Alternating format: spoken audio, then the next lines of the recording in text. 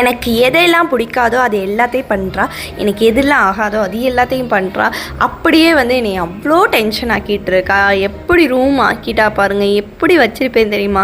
எனக்கு பயங்கர காண்டாயிடுச்சு. அவளை தூக்கி கீழே போட்டுட்டு நீ கடை நான் க்ளீன் பண்ண போகிறேன்னு சொல்லிட்டு எல்லாத்தையும் எடுத்து போட்டு பயங்கரமாக க்ளீன் பண்ண ஆரம்பிச்சிட்டேன். க்ளீன் பண்ணி முடிச்சதுக்கப்புறம் தான் அப்பாடா அப்படின்னு இருந்துச்சு. அதை க்ளீன் பண்ணிட்டு அவளை போட்டதுக்கப்புறம் தான் நிம்மதியாகவே இருந்துச்சு. அதுக்கப்புறம் குட்டியாக ஒரு டிப்ஸ் என்னென்னா, பாதாம் ஆயில், கோக்னட் ஆயில், அதுக்கப்புறம் வந்து ரோஸ் பெட்டல்ஸ் இதை வந்து போட்டு 1 டே ஃபுல்லாக நல்லா ஊற வச்சுட்டு குழந்தைங்களுக்கு குளிக்கிறதுக்கு அரைச்சி எடுத்துடணும்.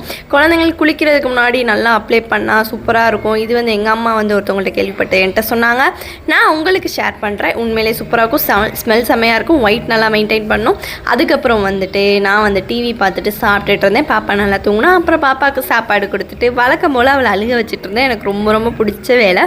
க்யூட்டாக பண்ணிக்கிட்டு இருப்பா. அதுக்கப்புறம் அவளை தூங்க வச்சுட்டு லேட் நைட் ஆகும்னு சொன்னாங்க. ஸோ நான் டிவி பார்த்துட்டு தூங்கிட்டேன்.